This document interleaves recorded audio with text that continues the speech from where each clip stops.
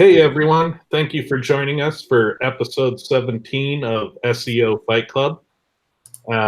We've got a great topic for you today. We are going to review the top trending factors.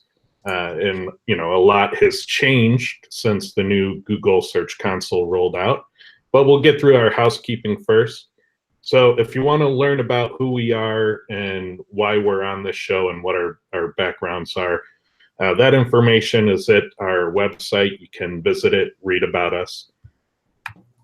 Our co-host, Clint Butler, also runs another show called SEO This Week, which is a fantastic resource. He pours through hundreds of weekly articles and publications about SEO and search marketing. And he pulls out the top 5 or 10 articles that you really should read. And so if you spend a ton of time combing the web for this content, you can reclaim all that time just by watching this one weekly show. So I highly recommend it. Clint, what can people expect? This week we went over a schema. We looked at the FAQ and the how-tos. We had a special guest on. He talked about schema a lot. And then we talked about the funny story of the week was John Mueller's announcement that SEO testing or SEO contests are useless. So we invited you to join one. Yeah, Kyle, what do you think about SEO contests? Think they're useless? Completely useless and a waste of time. The thing that cracks me up is, can you imagine telling a basketball team, never practice? You should never practice what you're doing. You should never scrimmage. All you should do is play the game. You should never take the time to figure out if something works or not in a safe environment where you're not harming anybody and just having a good time with it. You should go right into client work. That's the worst advice possible. Go right in. And he also even says too, you need to hone your skills, or you should work on your skills. How exactly should you do that? It sounds to me like they want you just to go into client sites and just go for it, rather than actually doing something that might be productive. Well, I suspect that's actually right, because if they starve you of the information you need to rank organically, you'll get frustrated and you'll pay for ads. Yeah, right. The other thing too is I think it scares them that if you've got, so that came up because of that Wix competition, correct? That's correct. Yeah. So Wix is a huge platform, right? They've got tons of people looking at it, and I think what they've done as a promotional thing is fantastic. They're going to pay somebody $25,000 as a winner, but they've gotten way more than $25,000 worth of media buy in exposure to their platform. So I think as an advertising thing, it works really well. But I think what really burns Google more than anything is that so now you're going to have, thousands of people watching this, people that probably know a little bit about SEO. And when they can look at one problem at one time, they start to get answers. When you have that many people that are looking at the exact same problem at the exact same time, and they can see what has been done, and people are going to do it in an open and honest environment where they say, I did this and this is what happened. I think that's when people figure stuff out. That's kind of what this show does. When people are looking at the same problem at the same time, they start to figure things out. And I think Google wants to tamp that down as much as possible. And I think them saying that's a waste of your time is one of the ways they can try to do that. Yeah. And, some people might not have heard that you won one of these contests after the fact. You created an entry, the contest ended, and then the week after the contest ended, you totally dominated, took #1 in Google and in the map pack. And what got everybody up in arms about your winning of this contest after the fact was that you did it with Latin gibberish, and you took the science and applied the right amounts of keywords in the right zones of the page and sent the right signals about the website, made the right associations, and it shot to the top. Right. In that competition, I took the fluff out and just put in the math, and I think that's also what burns Google, is because they want you to do the fluff. Yeah. And I looked at that page, and while the page wasn't about the topic it was ranking for, in my heart, it was the single best piece of SEO content ever created. It was more educational. It had more illumination on the subject. It was verifiable evidence of its claims. It was the single greatest piece of SEO content ever crafted. And Google censored it as pure spam. I must warn you that I am susceptible to flattery. name any blog post, name any YouTube video anywhere that was more illuminating than that contest entry. The one thing I also thought that was pretty funny too is when people talked about how can this rank, it's not relevant content. And my position is that no, it is actually the most relevant content if you read as Google reads.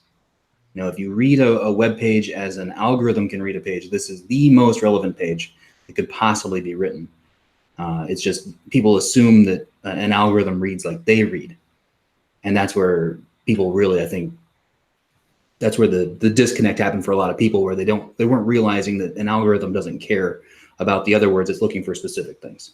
And that's how it has to do it. It has to put things into buckets and then analyze. And that's not how a human being reads, because we read just left to right, top to bottom, if you're from a Western country, and that's how it goes. But that isn't how a search engine can read a page. But Kyle, AI and rank brain. That's right. Well, if you take the rank brain and you switch it and add a hummingbird. Yeah, well, it's too bad that contests are a waste of time. I guess we'll just have to move on. I would discourage anybody from doing it if they want to learn SEO. Or if you just need $25,000 and you can win, why not? I would totally do it for $25K. So we have this amazing free resource. It's our Skype chat group, and you're too late. It's full. You can't get in. You can't have it. We kept the slide in the deck to tell you you can't get in. We do have a wait list, and if somebody leaves, we will process the wait list in order and let you in. So if you want to get in, please get on the list.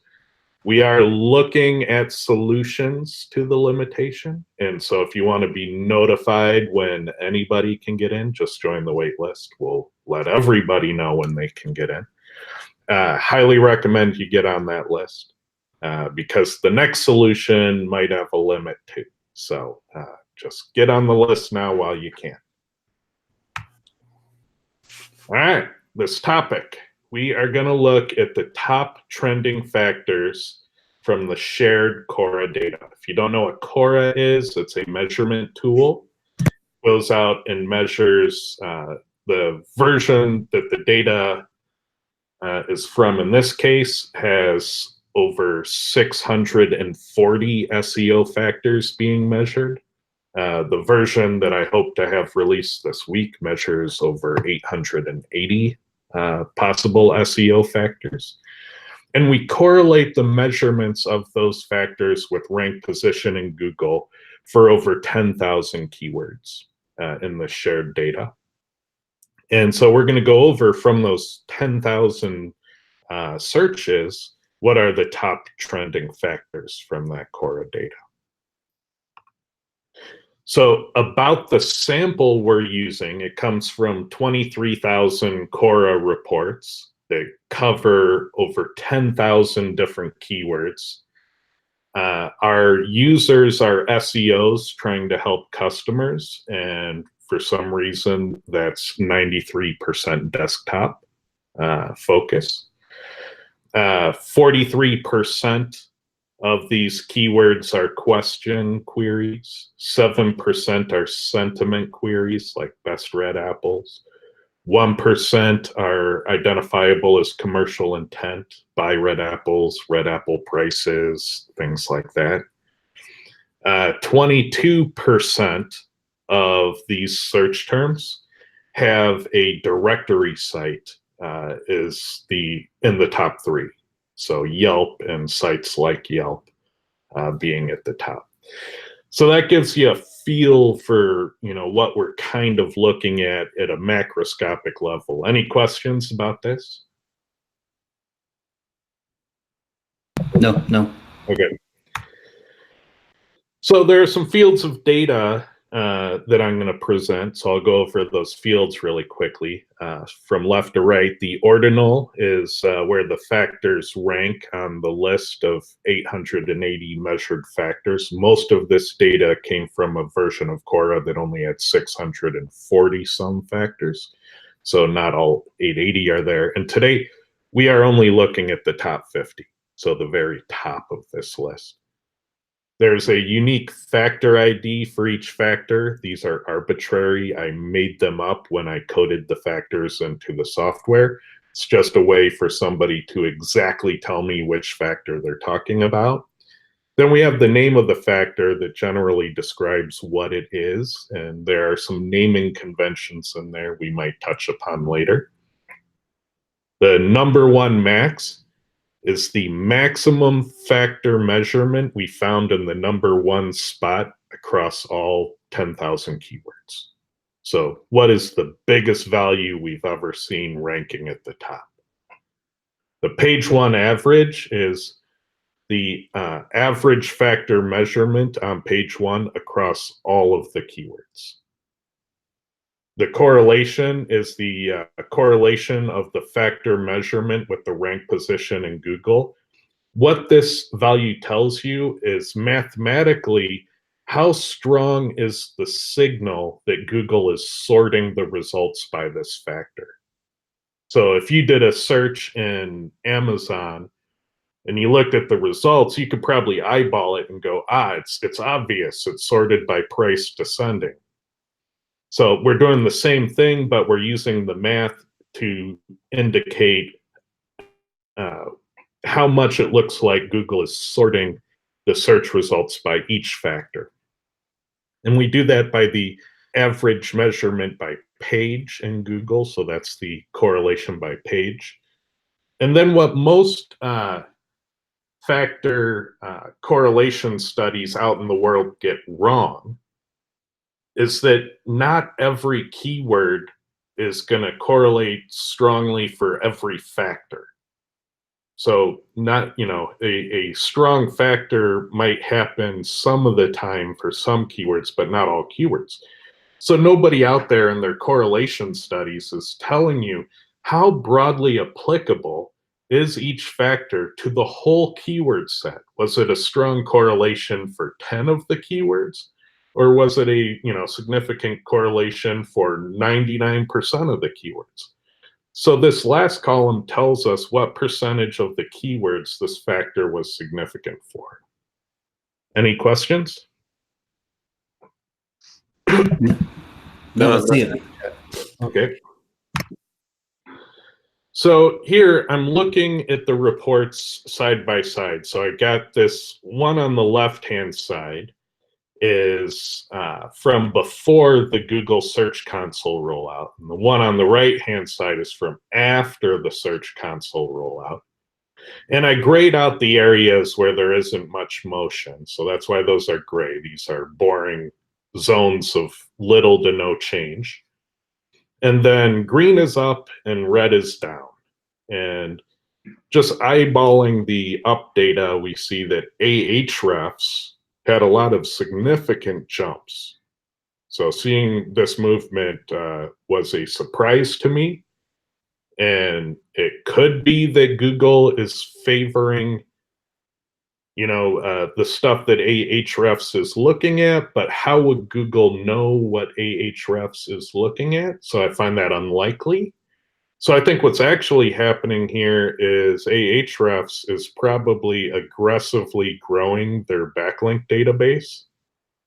And as a result, they tend to correlate with rank position in Google much better. Ted, when you say Ahrefs backlinks as a factor, is that a number of backlinks that each thing has, or what does that mean exactly as a factor? Yeah, this is from the Ahrefs API, And so the number one maximum had 769,000 backlinks according to the Ahrefs API. So the strongest measurement in the number one position across 10,000 keywords was that measurement. The page one average is how many you would need on average across all 10,000 keywords. And so these off-page factors have more documentation on the Ahrefs site about how they collect them and their definitions for them. But we can see that over here, it's applicable to 13.75% of the keywords. These off-page ones cost money. They're APIs. So you pay to use them, and your account has a limited number of resources for how many times you can use those APIs. So this percentage over here would be a lot higher if all Quora users use their API all the time.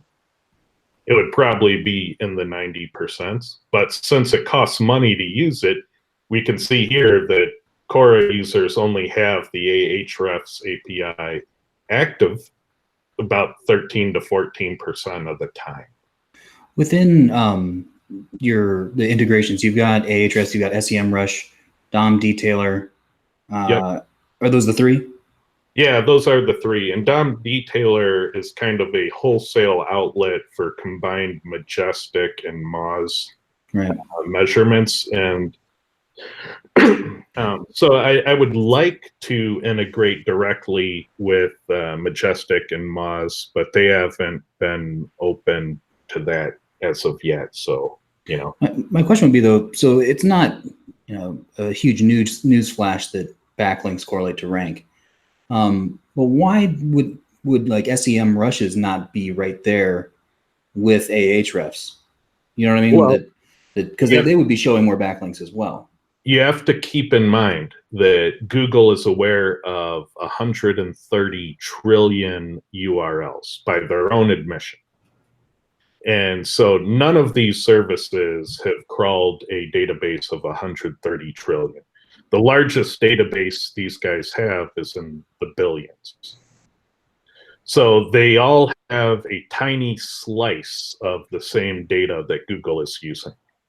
And my guess as to why Ahrefs is going up is they are very aggressively growing their backlink database. They're trying to grow it faster than the competition, and we're seeing the results of that in these measurements. And SEMrush's database was not good anyway, and that's why they, and they knew that it wasn't good, and so they just integrate with Majestic. They just rely on Majestic data now, if you have that turned on.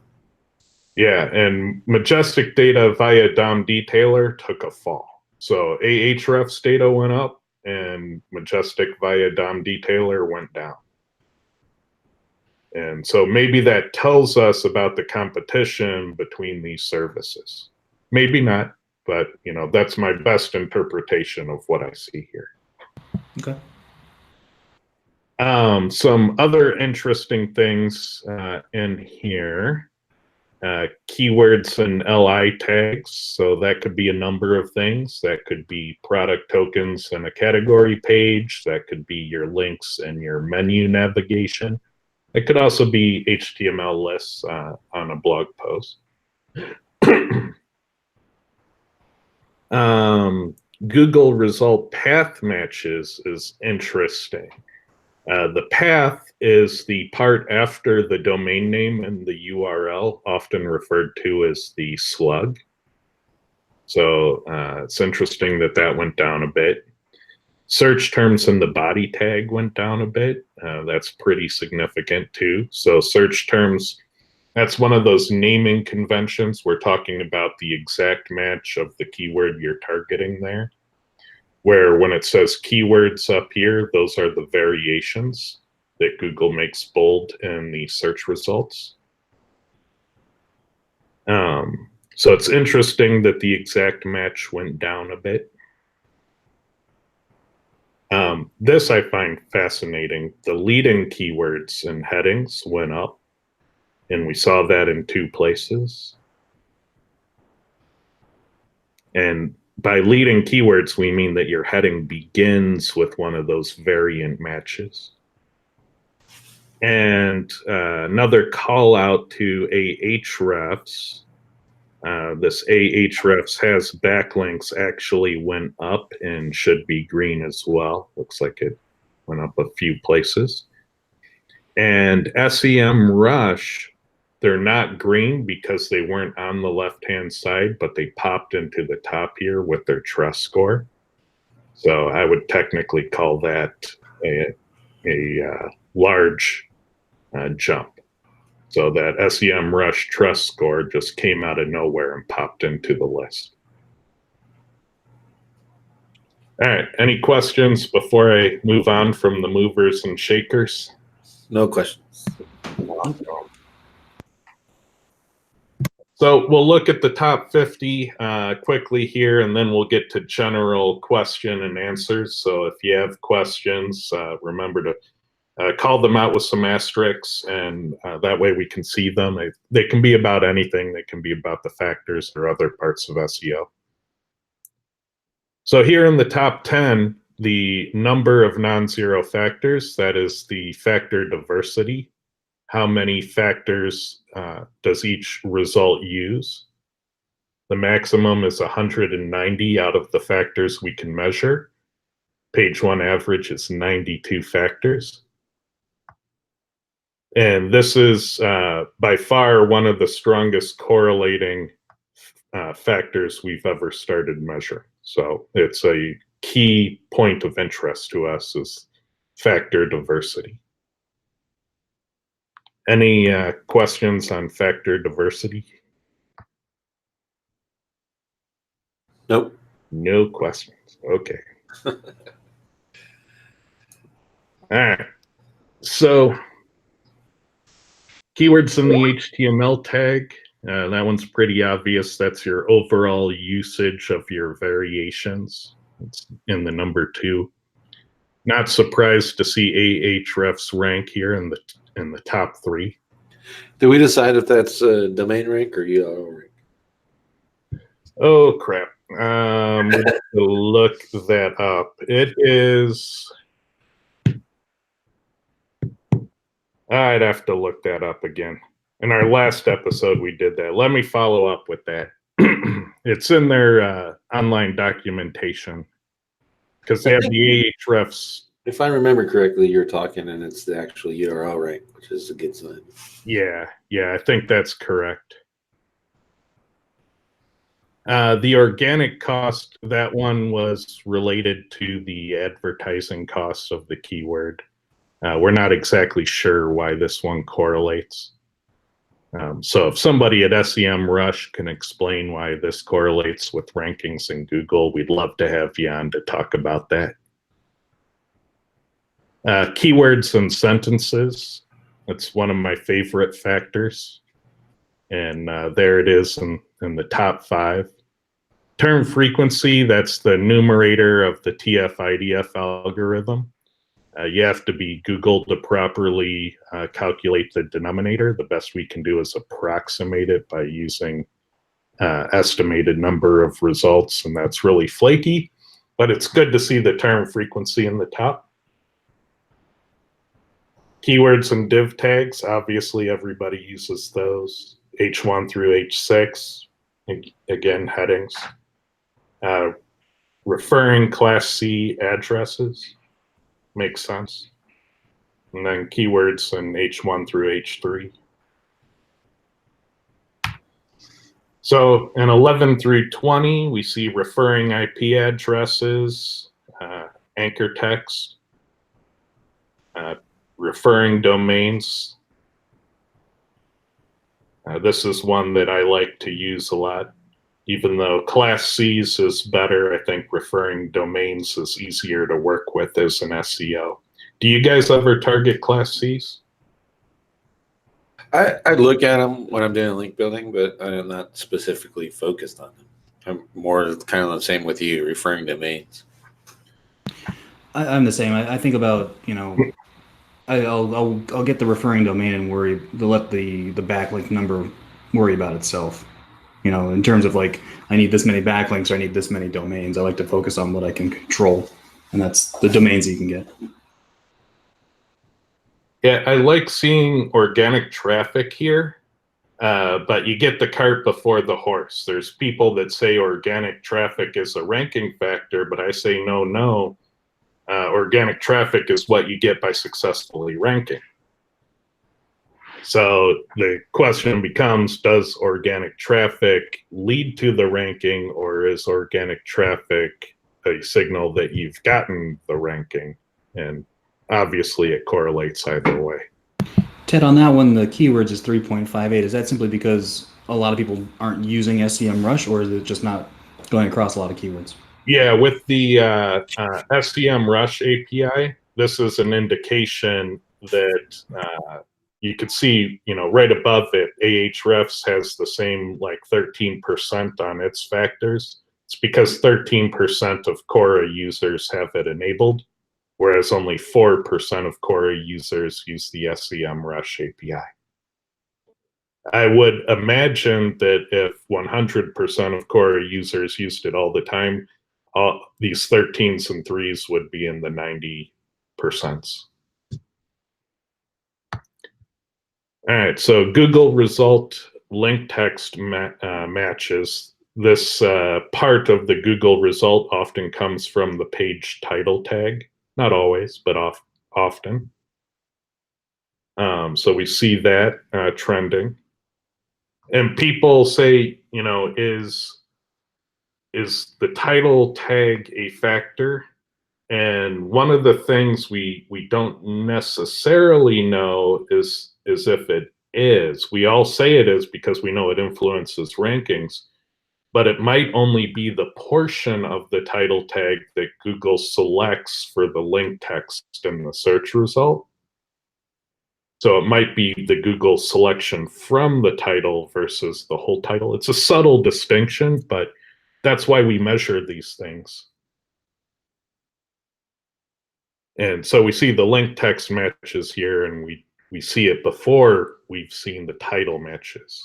Yeah, we didn't see titles there before.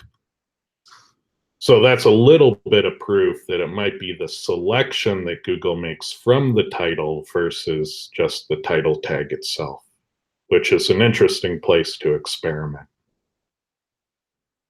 The display URL matches, so we know matches and URLs are also a power factor, so no surprise there. No follow backlinks. So what do you guys think about no follow backlinks being in the top 20? That makes sense to me. From a Black Hat perspective, I know that you can, and I constantly do rank pages with no follow backlink, so that makes perfect sense that would be there. I also think that people misinterpret the point of no follow. The point of no follow isn't to stop a search engine. The point is that the webmaster is saying, I don't know, I'm not taking responsibility for where this link is going. I'm putting this link here, but I don't control that site. I'm not vouching for that site. But it's not like a hard and fast where a search engine would be like, oh, there's no follow. Can't go any farther. And that's as far as I go. That's not the point of it. The point isn't to stop the search engine from doing that. We're collecting that data. It's simply the webmaster. I don't want to take responsibility for what's over there. I'm saying that could be a reference, but I'm not vouching for it. So why no follow links wouldn't pass juice or wouldn't improve rank has always been a mystery to me. That's a problem. Yep. So the next one, the text backlinks, that's just distinguishing between like image backlinks or canonical backlinks. Keywords in H1 and H2 tags, and then href backlinks in general. So not surprised by those either being in the top 20. So now we expand out to the top 30.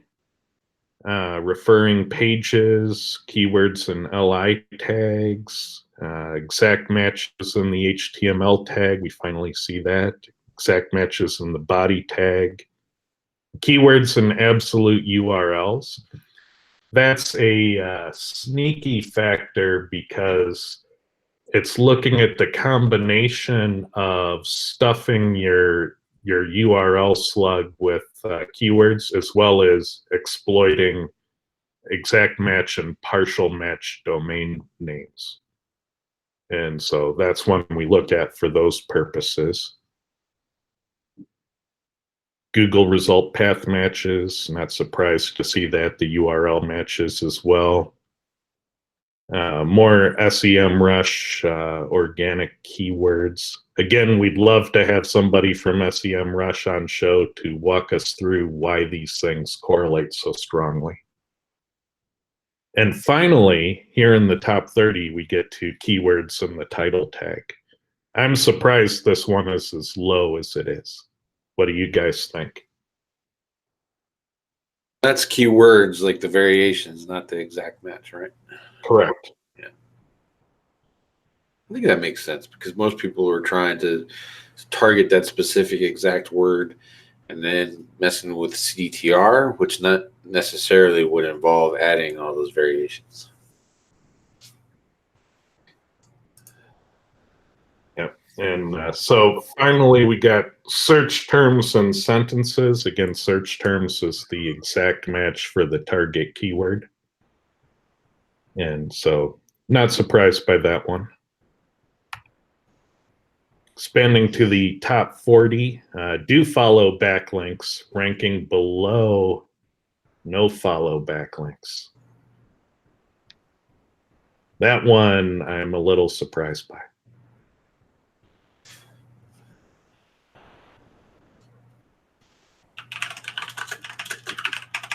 Any thoughts on do follow ranking lower than no follow? Not off the top of my head. It could just be backlinks, and it's all. I mean, we're not within massive percentage points here on usage.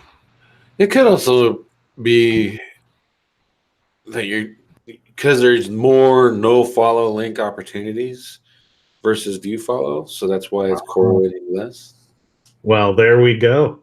That's a $20 answer right there. I like it. That's a good explanation. There's a lot more sample size in no follow backlinks, thus the correlations are stronger. That's a great explanation. I like it. Earned my cigar for today. You did. Winner. The number of site links, you can't control it, but we still measure it. And sites that rank well tend to have site links, and that's why we see it correlating. So if you can get them, you want them, but again, Google doesn't make it easy to get those. Keywords in the canonical URL. So that one is a weird one because if you're putting keywords in your URL, obviously they'd be in the canonical too. But we still wanted to correlate it because not everybody is assigning their canonical URL to page. I was gonna say, a lot of people, I would say 1 out of 5 audits that I do don't have canonicals on their pages. Yeah, yeah. And that's why we measure it to see if it's an important signal. DOM detailer, Moz PA, seeing it at 34. And Ahrefs domain rating at 35. What do you guys think about domain level ratings? Do you think they're a thing? I think when you have nothing else, domain is the best you're going to get, then use it. I prefer URL because that's where my backlink is going to be.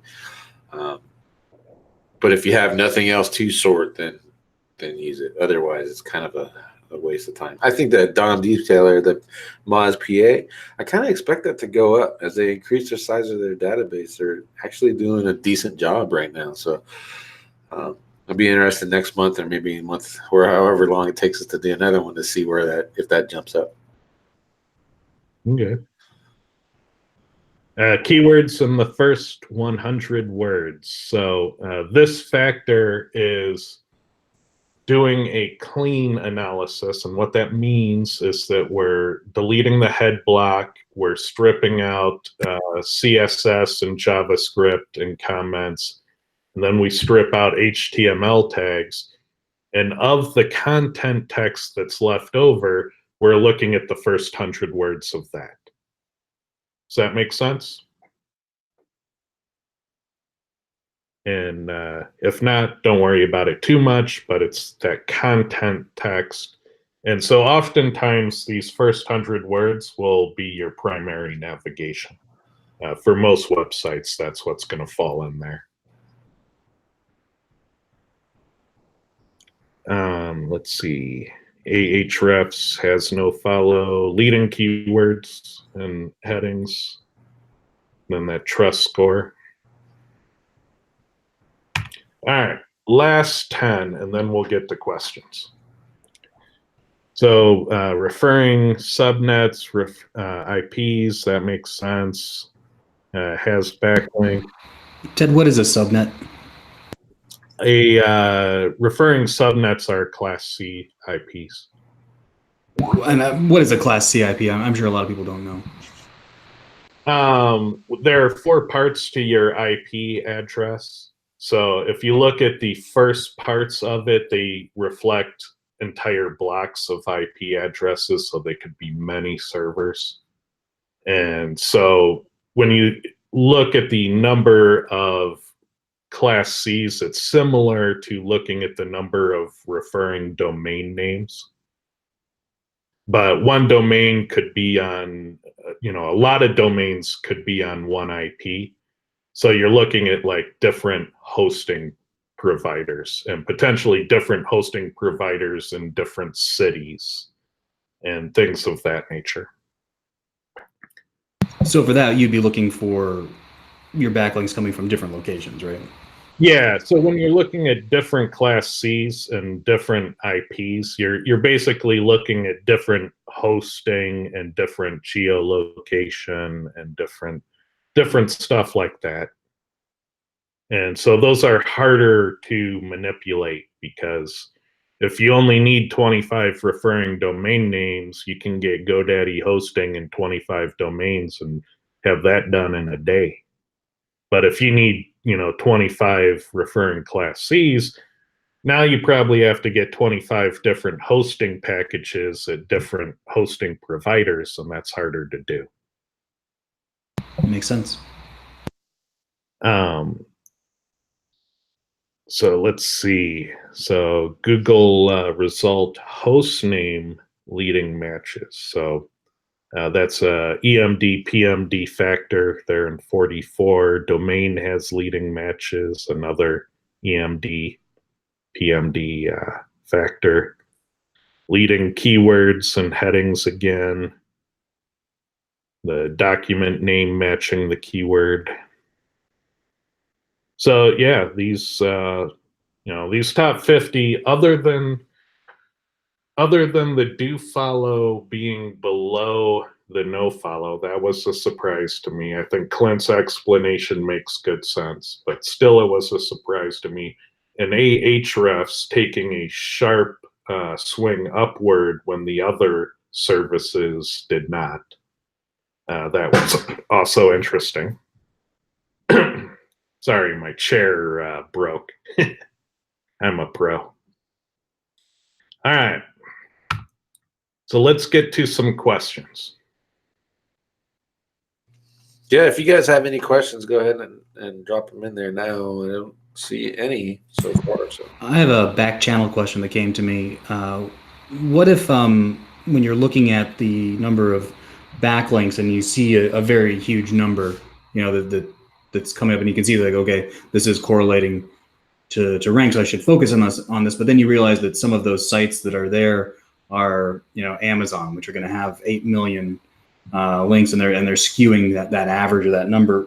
Would you still strive for that higher number, or would you try to look for a different way to measure, I guess would be the question? I'd say it's situational. Like I competed with Amazon and Etsy and eBay and online retail, And I competed very well. I beat them a large percentage of the time. But I beat them for product pages, not so much with category pages. I sometimes beat them with categories, but that was harder. But so based on the situation, I would probably look at the data both ways. I'd say competing with them in the data is a long-term goal, and competing without them influencing the data is a short-term goal. So looking for quick wins.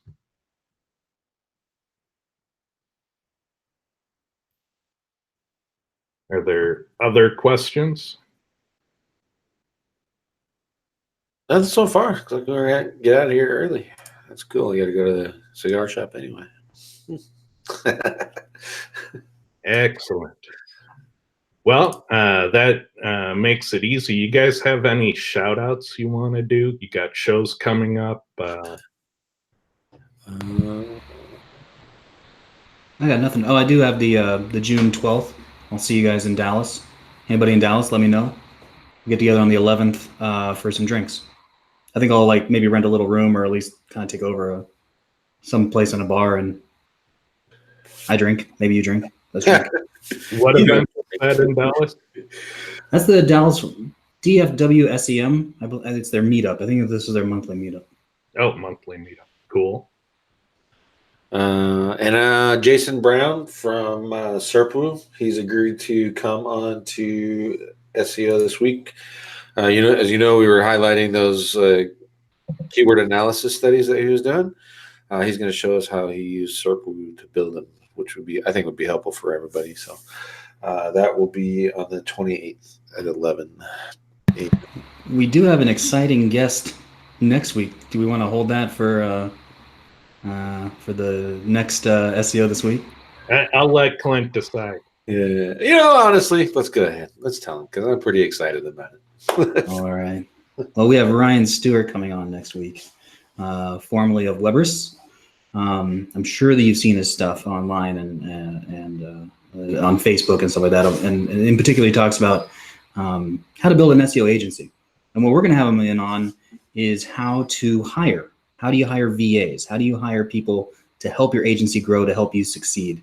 I don't think I've seen many talks about this at all, so I'm pretty excited. I think this will be a good one. If you're looking like, how do I go from being a one-man band to kind of growing, or I've got a few now, how do I excel up?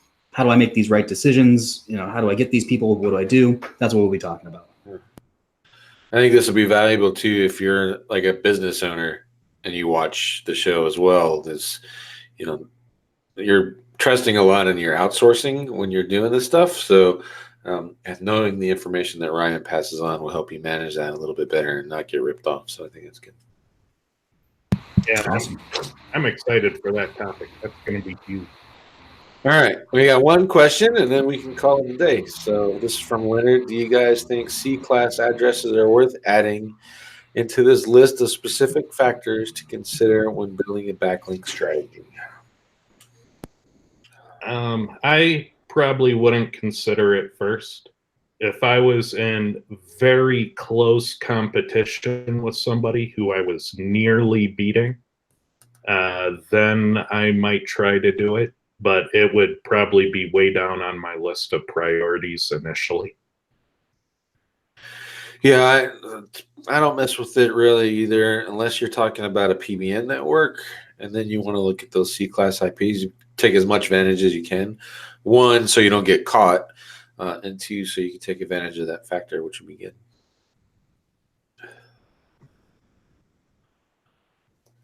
And Intersol pointed out he didn't see schema in the top 50. Is that because Quora can't find it, or just not correlating? It's lower in the list. You have to remember this list is hundreds of items long. It didn't make it into the top 50. And the previous version of Quora did not support all of the entities for JSON LD. The next version of Quora has the entire JSON LD specification in it. And I think you also have to remember when you go look at your competition, they're not using schema. Most people don't even bother with it because it's kind of a pain in the ass to put together. So people just skip it or do it wrong. So I think if everyone did it, you'd probably see it more, in my opinion. There's a question about is whois information a factor in Quora? And no, it's not. And the reason it's not is I can get a cease and desist by mining it, and B, I've tested it to no end and to a pretty extreme degree. When I was in online retail, we had over 1,000 domain names. A lot of them were registered from the mid 1990s and in that area, early 2000s. None of them were ever used for a website. So they had no history anywhere. And the difference between those domain names that were, over 10 years old versus a brand new domain name was no difference. So it's not the age of the domain registration that's a factor. It's how long has that domain had indexed content in Google's database. That's the factor. So when you're buying aged domains, you need to check Wayback Machine and make sure they've actually been used for a website. Otherwise, they're no different than a brand new domain name. Any thoughts on that, guys? Yeah, I don't see how whois. The only thing that whois would probably tell you is if you're dealing with someone who's got a PBN network and you can find a couple of those in a pattern looking at the whois information, then you know that there's probably more somewhere around there. So that would help you in your backlink strategy, but that's about the only benefit I would see out of knowing that. I think that's it, Ted. Oh, I did want to say one more thing. I wanted to challenge you guys. Here's a test for you. Cloudflare launched Argo, and they were claiming 23% speed improvements on websites if you turn it on. And basically, you have your Cloudflare account, you go into speed, and there's an Argo button there. You enable it. It costs $5 a month plus usage. Obviously, if you're dealing with a crazy big site, your usage is going to be pretty high, but generally you're going to look at paying, $5 to $7. I turned it on and got that 23% improvement on my website. So if you guys are looking and fighting with page speed, or you got clients that are just kind of annoying, go turn that on and give it a try and see how it works out for you.